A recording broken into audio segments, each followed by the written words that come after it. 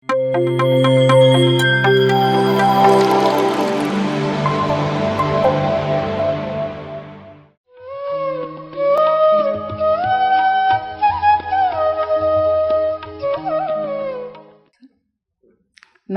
9ನೇ ಜ್ಞಾನ ನವರತ್ನ ಧರ್ಮವೇ ಪುಣ್ಯವು, ಅಂದರೆ ಧರ್ಮದಿಂದನೇ ಮೋಕ್ಷ, ಈ ದಾನವೇ ಧರ್ಮವು, ಈ ದಾನ ಮಾಡೋದೇ ಧರ್ಮ ಅಂತ ಹೇಗೆಂದು ಈ ಥರ ಧರ್ಮದಲ್ಲಿ ತಮ್ಮನ್ನು ತಾವು ತೊಡಗಿಸ್ಕೊಳ್ಳೋದೇ ಮೋಕ್ಷದ ದಾರಿ. ಪುಣ್ಯ ನಮಗೆ ಇದರಿಂದ ಸಿಗುತ್ತೆ. ನಮ್ಮ ಪುಣ್ಯದ ಏನು ಅಕೌಂಟ್ ಅಂತ ಹೇಳ್ತೀವಿ, ಇದರಲ್ಲಿ ಹೆಚ್ಚೆಚ್ಚು ನಮ್ಮ ಅಕೌಂಟಲ್ಲಿ ನಾವು ಬ್ಯಾಲೆನ್ಸ್ ಹಾಕ್ಕೊತ ಹೋದರೆ ಇದೇ ನಮ್ಮ ಮೋಕ್ಷಕ್ಕೆ ದಾರಿ ಸ್ನೇಹಿತರೆ.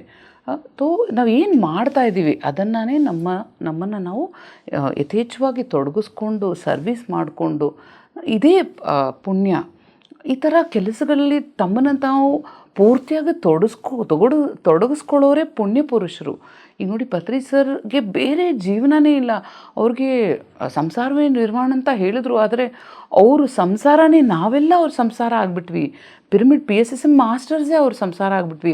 ನಮ್ಮನ್ನು ಕಾನ್ಸ್ಟೆಂಟಾಗಿ ಗೈಡ್ ಮಾಡೋದು, ಅಂದರೆ ಧ್ಯಾನ ಹೇಳ್ಕೊಟ್ಟೆ ನಿಮ್ಮ ಎಲ್ಲ ತೊಂದರೆಗಳನ್ನ ನಾನು ಸಾಲ್ವ್ ಮಾಡ್ಕೊತೀನಿ, ನಾವು ಹೋಗ್ಬಿಟ್ಟು ಸರ್ ನನಗೆ ಹುಷಾರಿಲ್ಲ ಅಂದರೆ ಅಬ್ಬಾ ನಾನು ನಿನಗೆ ಹೀಲ್ ಮಾಡ್ತೀನಿ, ಅದೆಲ್ಲ ಮಾಡಲಿಲ್ಲ ಅವರು.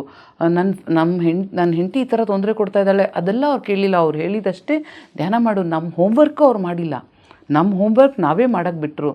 ಸೊ ನೀವು ಇದೇ ಥರ ಮಾಡಬೇಕು. ನೀವು ಯಾರ್ದು ಲೈಫಲ್ಲಿ ಇಂಟರ್ಫಿಯರ್ ಮಾಡಿ ಈ ಥರ ಹೇಳಿದ್ರ ನಿನ್ನ ಗಂಡ ನೀನು ಈ ಥರ ಹೇಳು, ಅದೆಲ್ಲ ನಮ್ಮ ಕೆಲಸ. ಈ ಥರ ತೊಂದರೆಗಳಲ್ಲಿದೆಯಾ, ಈ ಥರ ಆರೋಗ್ಯ ತೊಂದರೆ ಇದೆಯಾ, ಬಾಬಾ ನಾನು ನಿನ್ನ ತೊಂದರೆ ಹೀಲ್ ಮಾಡ್ತೀನಿ, ಅದೆಲ್ಲ ಮಾಡಬೇಡ್ದು. ಅದೆಲ್ಲ ಬದಲು ಅವ್ರಿಗೆ ಧ್ಯಾನ ಹೇಳ್ಕೊಡಿ. ಈ ಥರ ಅವ್ರು ಯಾವುದಾದ್ರು ತೊಂದರೆಗಳಲ್ಲಿ ಸಿಲುಕಿದ್ರೆ ಅವ್ರಿಗೆ ಹೇಳಿ, ಈ ಥರ PMC ಕನ್ನಡದಲ್ಲಿ ಈ ಥರ ಒಂದು ಕ್ಲಾಸ್ ಇದೆ ನೋಡಿ, ಇದನ್ನು ಅಟೆಂಡ್ ಮಾಡು, ಇದನ್ನು ಕೇಳಿಸ್ಕೊ, ಇದರಿಂದ ಬರೋ ಜ್ಞಾನದಲ್ಲಿ ನಿನಗೇನಾದರೂ ಹೆಲ್ಪ್ ಆಗುತ್ತಾ ನೋಡು, ಇದರಿಂದ ನಿನಗೇನಾದರೂ ಮಾರ್ಗದರ್ಶನ ಸಿಗುತ್ತಾ ಅಂತ ಗಮನಿಸು ಅಂತ ಹೇಳಿ ನಿಮ್ಮನ್ನು ನೀನು ಗಮನಿಸ್ಕೋ, ಧ್ಯಾನ ಮಾಡು, ಬಾ 41 ದಿನ ಅಖಂಡ ಧ್ಯಾನ ನಡೀತಾ ಇದೆ, ಇದರಲ್ಲಿ ಬಾ ಅಟೆಂಡ್ ಮಾಡಿ ಬಾ. ಇದು ನೀವು ಮಾಡಬೇಕಾಗಿರೋ ಕೆಲಸ. ಇಲ್ಲ ಬಾ ನಾನು ಹೆಲ್ಪ್ ಮಾಡ್ತೀನಿ, ನಿನಗೆ ಹೀಲಿಂಗ್ ಮಾಡ್ತೀನಿ. ನೋಡಿ, ಯಾವುದೇ ಗುರು ಆಗಲಿ ಅವ್ರ ಲೈಫಲ್ಲಿ ಇಂಟರ್ಫಿಯರ್ ಮಾಡಲ್ಲ, ಅವರು ಮಾರ್ಗ ತೋರಿಸ್ತಾರೆ, ಆ ಮಾರ್ಗದಲ್ಲಿ ನಡಿಬೇಕು. ಗುರು ಅಂದರೆ ಏನು? ಕತ್ತಲನ್ನು ಅಳಿಸೋನು ಗುರು. ಸೊ ಅವ್ರು ನಮಗೆ ಬೆಳಕು ಕೊಡಲ್ಲ, ದಾರಿ ತೋರಿಸ್ತಾರೆ. ಆ ದಾರಿಲಿ ಹೋಗು, ಆ ದಾರಿಲಿ ನಡಿ, ನಿನಗೆ ಬೆಳಕು ಸಿಗುತ್ತೆ ಅಂತ ಹೇಳ್ತಾರೆ ಅವರು ಗುರು. ಸೊ ನೀವು ಇದನ್ನೇ ಮಾಡಬೇಕು ಸ್ನೇಹಿತರೆ.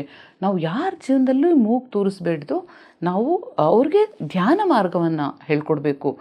ಎಷ್ಟು ನೀವು ಕಲ್ತಿದ್ದೀರಾ, ಇಲ್ಲ ನಾನು ಪೂರ್ತಿ ಕಲ್ತ್ಬಿಡ್ತೀನಿ. ಪತ್ರಿ ಸರ್ ಹೇಳ್ತಾಯಿದ್ರು, ABC ಕಲ್ತಿದ್ರೆ ABC ಹೇಳ್ಕೊಟ್ಬಿಡು, ನೀನು Z ಕಲಿಯೋರ್ಗೂ ಕಾಯಬೇಡ.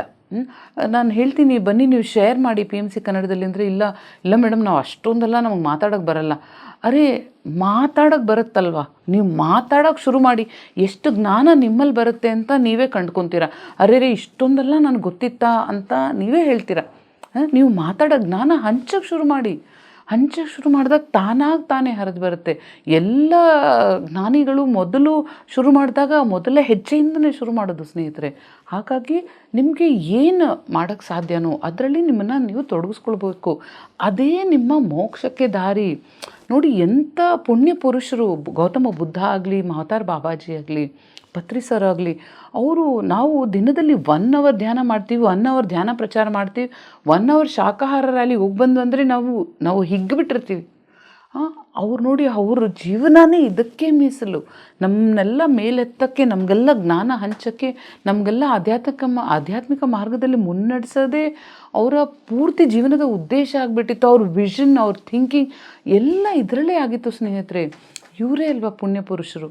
ಈ ಥರದ ಒಂದು ಜೀವನನೇ ಅಲ್ವಾ ಮೋಕ್ಷಕ್ಕೆ ದಾರಿ. ಹಾಗಾಗಿ ಧರ್ಮ ಮಾಡೋದೇ ಪುಣ್ಯ, ಧರ್ಮದ ದಾರಿಯಲ್ಲಿ ಹೋಗೋದೇ ಮೋಕ್ಷಕ್ಕೆ ದಾರಿ ಸ್ನೇಹಿತರೆ. ಇದು ನಮ್ಮ 9ನೇ ಜ್ಞಾನ ನವರತ್ನ. ಮೊದಲಿಂದ ಎಲ್ಲ 9 ನವರತ್ನಗಳನ್ನ ನಾವು ಒಂದ್ಸಲಿ ಸಮರೈಸ್ ಮಾಡೋಣ. ಮೊದಲನೇದು ಆತ್ಮವೇ ಪರಬ್ರಹ್ಮ, ಎರಡನೆಯದು ಜೀವವೇ ದೇವರು, ಈ ಜೀವವೇ ಈಶ್ವರ, ಮೂರನೆಯದು ದೇಹವೇ ದೇವಾಲಯ, ನಾಲ್ಕನೆಯದು ಈ ಉಸಿರಾಟವೇ ನಮ್ಮ ಗುರು, ಐದನೆಯದು ಸಮಯವೇ ಸಾಧನ, ಆರನೆಯದು ಸಹನೆಯೇ ಪ್ರಗತಿ, ಏಳನೆಯದು ಅನುಭವವೇ ಜ್ಞಾನ, 8 ದಾನವೇ ಧರ್ಮವು ಹಾಗೂ 9ನೆಯದು ಧರ್ಮವೇ ಪುಣ್ಯವು, ಧರ್ಮದ ಹಾದಿಯಲ್ಲೇ ಮೋಕ್ಷದ ದಾರಿ ಅಂತ ಈ 9 ಜ್ಞಾನ ನವರತ್ನಗಳು. ಎಲ್ಲರೂ ನೀವು ನವರತ್ನಗಳು ಒಡವೆ ರೀತಿಯಲ್ಲಿ ನೋಡಿರ್ತೀರ, ನವರತ್ನಗಳು ಕಲ್ಲು, ನವರತ್ನಗಳು ಈ ಥರ ಅಲ್ಲ ನೋಡಿ. ಜ್ಞಾನದಲ್ಲಿ ನವರತ್ನ, ಈ ಜ್ಞಾನ ನವರತ್ನ ನಮ್ಮನ್ನ ಎಲ್ಲಿಂದ ಎಲ್ಲಿವರೆಗೂ ಕರ್ಕೊಂಡೋಗುತ್ತೆ. ಇದರಲ್ಲಿ ಎಷ್ಟು ಆಳವಾದ ಅರ್ಥ ಇದೆ ಸ್ನೇಹಿತರೆ. ಸಿಂಪಲ್ಲಾಗಿ ಒಂದು ನಮ್ಮ ಉಸಿರಾಟದ ಮಾರ್ಗದಿಂದ ಆತ್ಮವೇ ಪರಬ್ರಹ್ಮದಿಂದ ನಮ್ಮ ಮೋಕ್ಷದ ದಾರಿಯವರೆಗೂ ಇದರಲ್ಲಿ ಅರ್ಥ ತುಂಬಿದೆ ಸ್ನೇಹಿತರೆ.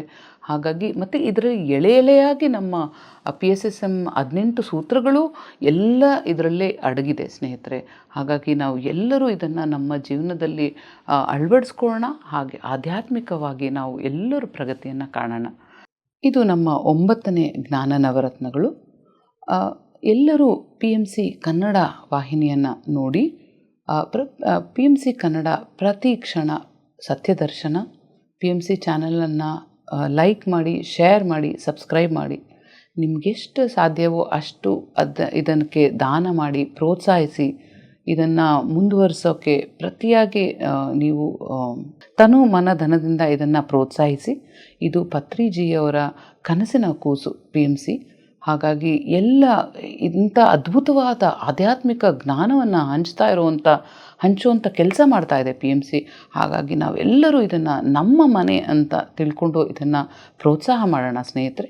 ಎಲ್ಲರಿಗೂ ನನ್ನ ಆತ್ಮವಂದನೆಗಳು ಹಾಗೂ ನನ್ನ ನಮಸ್ಕಾರ.